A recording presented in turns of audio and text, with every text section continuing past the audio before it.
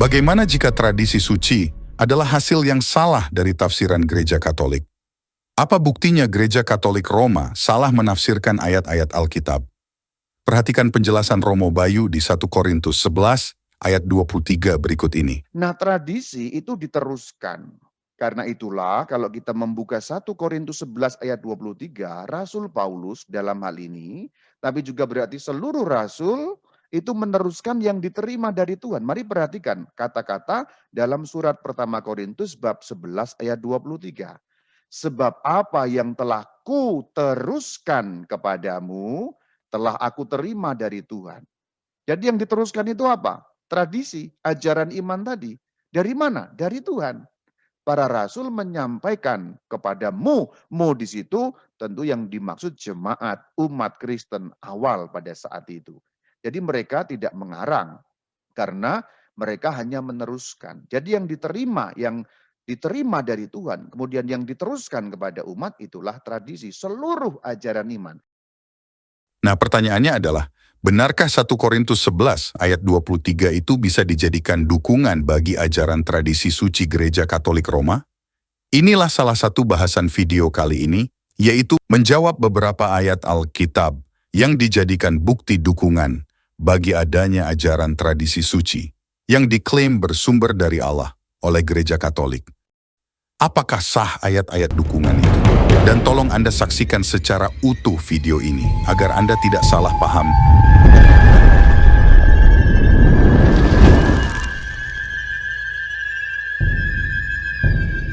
Video ini adalah sambungan dari video nomor 222, yaitu video yang menjawab tantangan seorang imam Katolik, yaitu Romo Bayu, yang berpendapat doktrin sola scriptura itu tidak diajarkan Alkitab.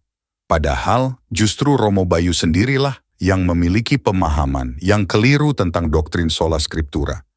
Jika Anda belum menyaksikan video nomor 222 itu, tolong saksikan dulu video itu, agar Anda memahami substansi video ini. Video ini akan dibagi dalam dua bagian. Yang pertama adalah menjawab beberapa argumen ayat-ayat Alkitab yang dibuat oleh Gereja Katolik Roma yang mengklaim bahwa Alkitab mengajarkan adanya tradisi suci. Dan kedua, membuktikan bahwa doktrin sola scriptura itu berdasarkan Alkitab.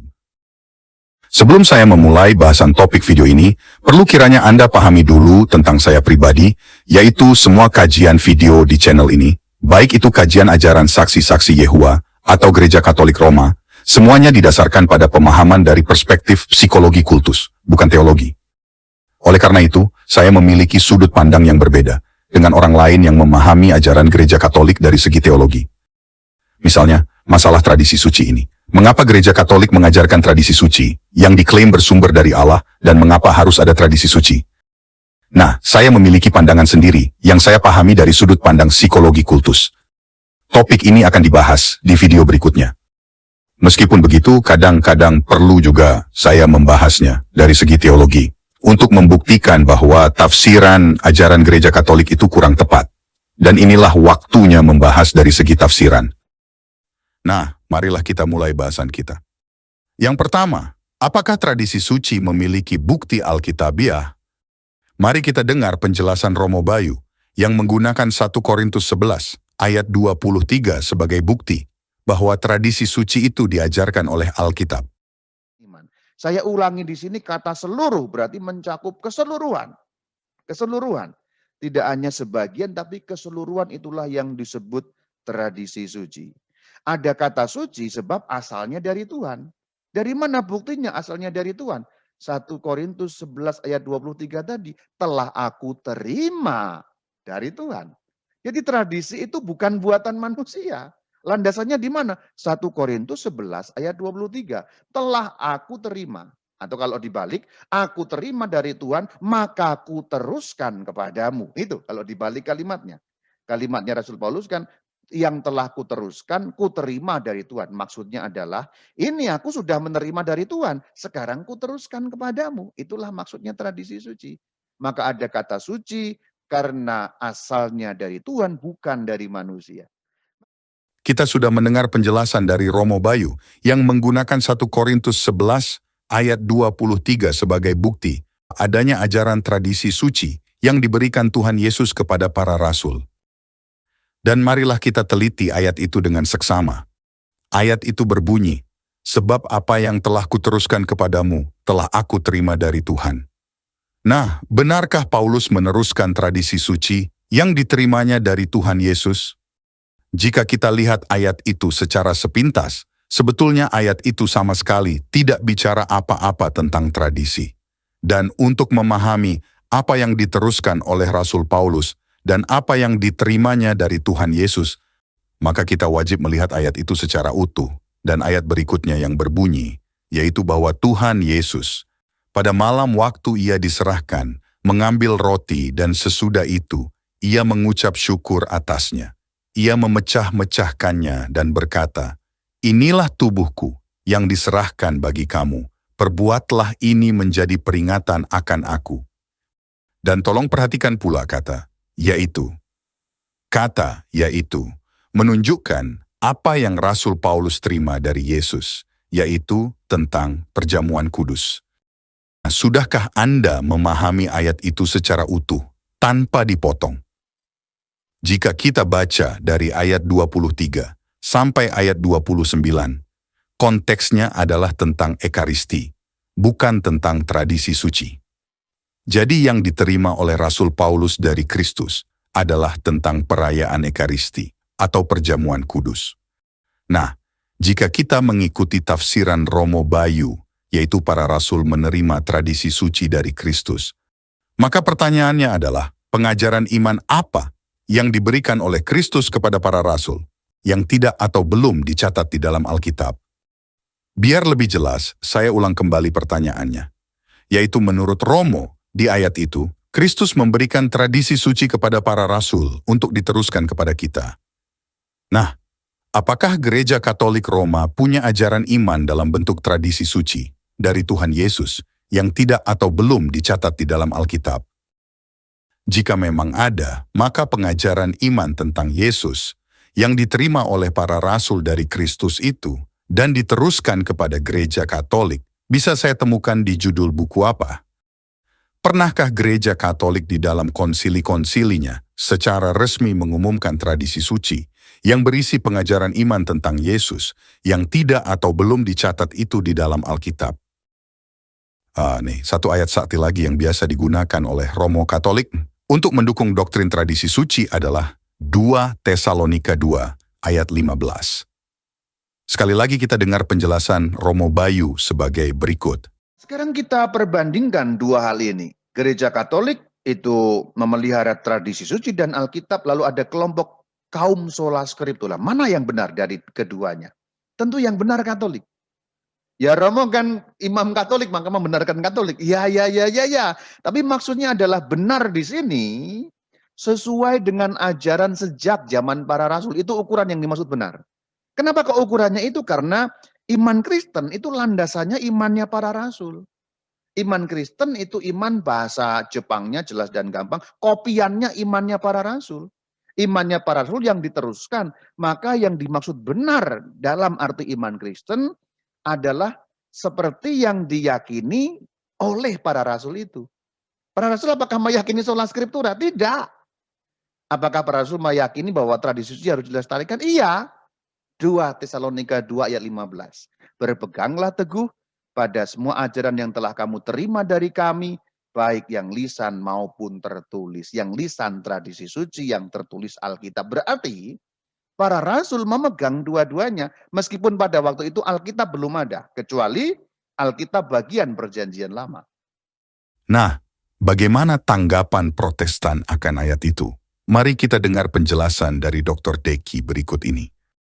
Mereka selalu quote ayat itu, yaitu 2 Tesalonika 2 ayat 15. Sebab itu berdirilah teguh dan berpeganglah pada ajaran-ajaran yang kamu terima dari kami, baik secara lisan maupun tertulis. Nah, di dalam bahasa Yunaninya, saudara-saudara, kata ajaran-ajaran itu berasal dari kata paradoses, ya, bentuk jamak yang berarti tradisi-tradisi. Nah, para apologis Katolik ini waktu melihat kata tradisi-tradisi yang disampaikan secara lisan dan tertulis, itu mereka langsung berbunga kangkung luar biasa ya, langsung senang, jumpalitan luar biasa, dan langsung menyimpulkan, nah lihat itu Alkitab aja bicara tentang sumber otoritatis, bukan hanya yang tertulis tapi juga dalam bentuk lisan, maka tradisi lisan kami, tradisi suci kami itu benar adanya karena Paulus berbicara tentang tradisi lisan itu di dalam 2 Tesalonika 2 ayat yang ke-15. Minta maaf ya saudara-saudara ya, tanpa bermaksud untuk mengurangi kegembiraan kamu. Tapi kesimpulan itu bukan hanya prematur, terburu-buru, tapi juga merupakan sesat pikir, ekuivokasi namanya. Ekuivokasi karena teks itu menggunakan istilah tradisi-tradisi lisan dalam arti yang lain, mendadak kamu pikir bicara tentang tradisi-tradisi lisan seperti yang kamu maksudkan di dalam teologi Katolik Roma.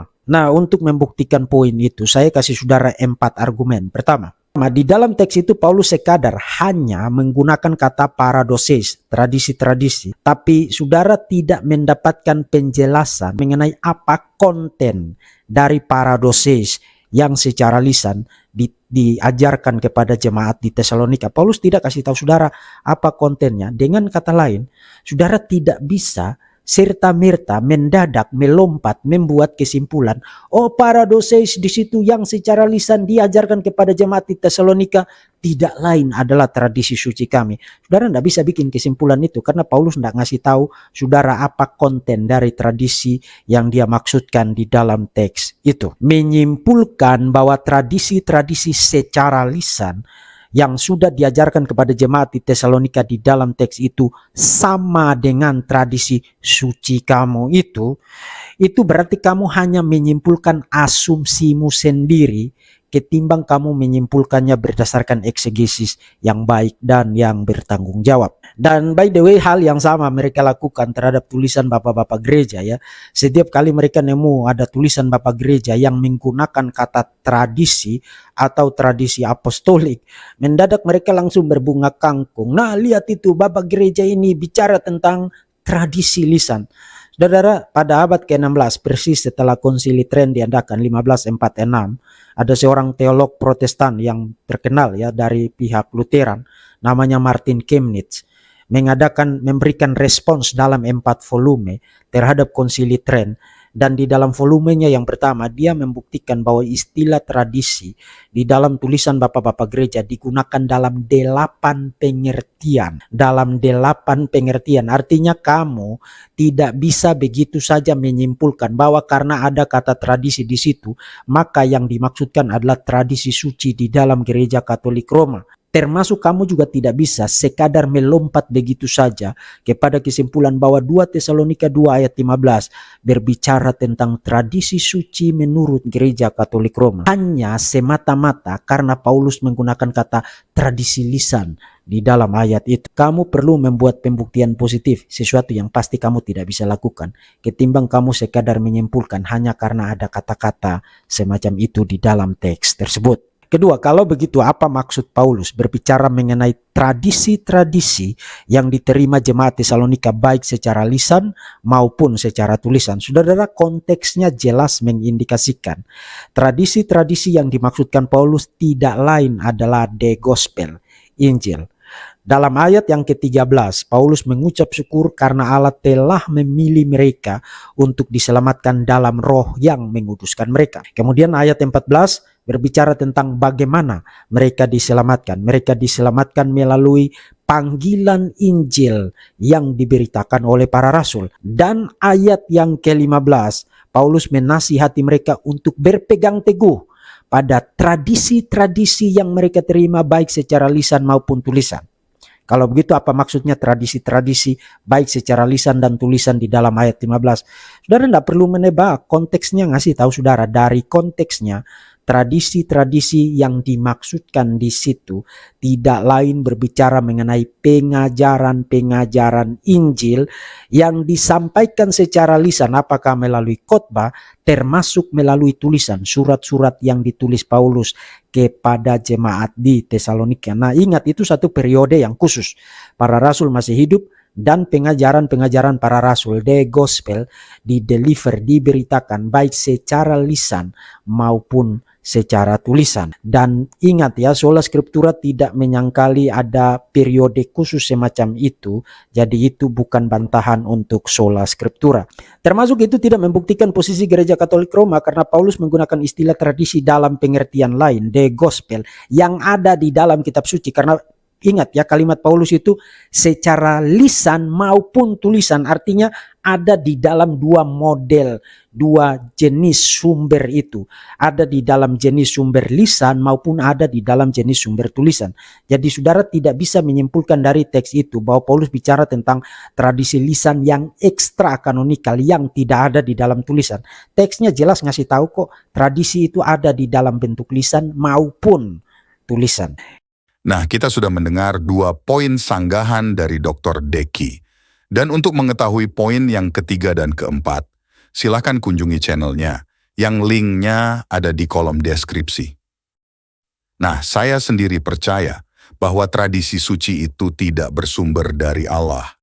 Apa buktinya? Gereja Katolik mengklaim bahwa tradisi suci itu bersumber dari Tuhan sendiri.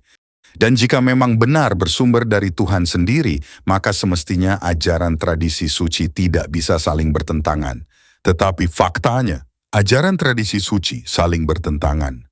Misalnya, Paus Eugene keempat di Konsili Florence berbicara secara ex cathedra, mengatakan bahwa tidak hanya kafir, tapi juga penganut Yudaisme, bidat dan skismatik tidak bisa menjadi pengikut serta dalam kehidupan kekal, tapi akan pergi ke dalam api yang kekal yang telah sedia untuk iblis dan malaikat-malaikatnya, kecuali bersatu dengan gereja untuk beroleh keselamatan.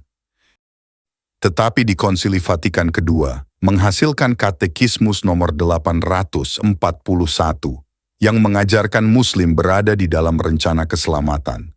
Bagaimana ajaran Islam yang dikategorikan sebagai bidat berada di dalam rencana keselamatan? Ini jelas 2 buah ajaran dari hasil konsili yang saling bertentangan. Nah, sekarang poin yang kedua, yaitu ayat-ayat Alkitab yang mendukung doktrin sola scriptura. Dan perlu kiranya saya ingatkan kembali kepada Anda, yaitu sebelum menyaksikan bagian ini, tolong pahami dulu doktrin sola scriptura dengan baik di video nomor 222. Karena jika Anda seorang Katolik, kemungkinan besarnya Anda telah diajarkan pemahaman yang keliru tentang sola scriptura. Dan channel yang sangat baik bagi Anda untuk memahami dasar-dasar Alkitab tentang sola scriptura adalah channel Verbum Veritatis, yang linknya ada di kolom deskripsi. Poin pertama, istilah kata sola scriptura tidak ada di Alkitab, tetapi bukan berarti doktrin itu tidak diajarkan Alkitab. Hal ini seperti juga istilah Tritunggal tidak ada di Alkitab, tetapi konsep ajaran Tritunggal jelas diajarkan Alkitab. Nah, demikian juga dengan istilah sola scriptura. Meskipun istilahnya tidak ada di Alkitab, tetapi konsepnya ada. Poin kedua, ajaran tradisi suci Gereja Katolik tidaklah unik, karena bangsa Yahudi juga memiliki doktrin yang mirip dengan tradisi suci, yang disebut sebagai oral Torah. Ini sedikit penjelasan tentang oral Torah yang berbunyi. Menurut tradisi Yahudi Rabinik, Taurat lisan diturunkan secara lisan dalam rantai, yang tidak terputus dari generasi ke generasi, hingga isinya pada akhirnya dituangkan dalam bentuk tulisan setelah penghancuran Bait Suci kedua pada tahun 70. Ketika peradaban Yahudi dihadapkan pada ancaman eksistensial. Nah, pertanyaannya adalah, pernahkah Yesus mengkritik ajaran tradisi lisan bangsa Yahudi itu? Jawabannya, jika tradisi lisan itu bertentangan dengan kitab Taurat, maka Tuhan Yesus akan menegur dan mengoreksinya. Misalnya di Markus 7 dengan judul perikop, perintah Allah dan adat istiadat Yahudi. Pada suatu kali, serombongan orang Farisi dan beberapa ahli Taurat dari Yerusalem datang menemui Yesus. Mereka melihat bahwa beberapa orang muridnya makan dengan tangan najis, yaitu dengan tangan yang tidak dibasuh. Sebab orang-orang Farisi, seperti orang-orang Yahudi lainnya, tidak makan kalau tidak melakukan pembasuhan tangan lebih dulu. Karena mereka berpegang pada adat istiadat nenek moyang mereka. Dan kalau pulang dari pasar, mereka juga tidak makan kalau tidak lebih dahulu membersihkan dirinya. Banyak warisan lain lagi yang mereka pegang, umpamanya hal mencuci cawan, kendi, dan perkakas-perkakas tembaga. Karena itu orang-orang Farisi dan ahli-ahli Taurat itu bertanya kepadanya, "Mengapa murid-muridmu tidak hidup menurut adat istiadat nenek moyang kita, tetapi makan dengan tangan najis?" Jawabnya kepada mereka, "Benarlah nubuat Yesaya tentang kamu, hai orang-orang munafik. Sebab ada tertulis, bangsa ini memuliakan aku dengan bibirnya, padahal hatinya jauh daripadaku. Percuma mereka beribadah kepadaku, sedangkan ajaran yang mereka ajarkan ialah perintah manusia. Perintah Allah kamu abaikan untuk berpegang pada adat istiadat manusia." Yesus berkata pula kepada mereka, "Sungguh pandai kamu mengesampingkan perintah Allah, supaya kamu dapat memelihara adat istiadatmu sendiri. Karena Musa telah berkata, hormatilah ayahmu dan ibumu, dan siapa yang mengutuki ayahnya atau ibunya harus mati. Tetapi kamu berkata, kalau seorang berkata kepada bapaknya atau ibunya, apa yang ada padaku, yang dapat digunakan untuk pemeliharaanmu, sudah digunakan untuk korban, yaitu persembahan kepada Allah. Maka kamu tidak membiarkannya lagi berbuat sesuatu pun untuk bapaknya atau ibunya. Dengan demikian firman Allah kamu nyatakan tidak berlaku demi adat istiadat yang kamu ikuti itu. Dan banyak hal lain seperti itu yang kamu lakukan." Nah, dari cerita di kitab Markus 7 itu, kita belajar bahwa Tuhan Yesus sendiri memanfaatkan kitab suci sebagai otoritas tertinggi untuk mengoreksi ajaran tradisi bangsa Yahudi yang sudah diturunkan dari generasi ke generasi. Jadi kitab suci lah sebagai satu-satunya sumber otoritas tertinggi melampaui tradisi bangsa Yahudi. Dan satu contoh lainnya yang memanfaatkan kitab suci sebagai otoritas tertinggi dapat ditemukan di kitab Kisah Para Rasul pasal 17 tentang orang-orang di Berea sebagai berikut. Orang-orang Yahudi di kota itu lebih baik hatinya daripada orang-orang Yahudi di Tesalonika, karena mereka menerima firman itu dengan segala kerelaan hati, dan setiap hari mereka menyelidiki kitab suci untuk mengetahui apakah semuanya itu benar demikian. Nah, dari cerita di kitab Kisah Para Rasul ini kita belajar juga bahwa orang-orang di Berea menggunakan kitab suci untuk memeriksa kebenaran cerita tentang Kristus yang diberitakan oleh Paulus. Tentunya, kitab suci yang dijadikan bahan penyelidikan oleh orang-orang Berea adalah kitab suci Perjanjian Lama yang menubuatkan tentang Kristus.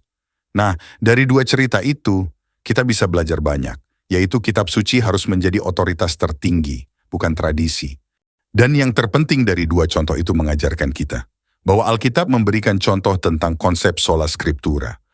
Dan ada lagi ayat-ayat Alkitab yang dijadikan dasar doktrin sola scriptura yang bisa Anda temukan di channel Verbum Veritatis. Jadi bagaimana pendapat Anda? Yang manakah yang Alkitabiah, tradisi suci, atau sola scriptura?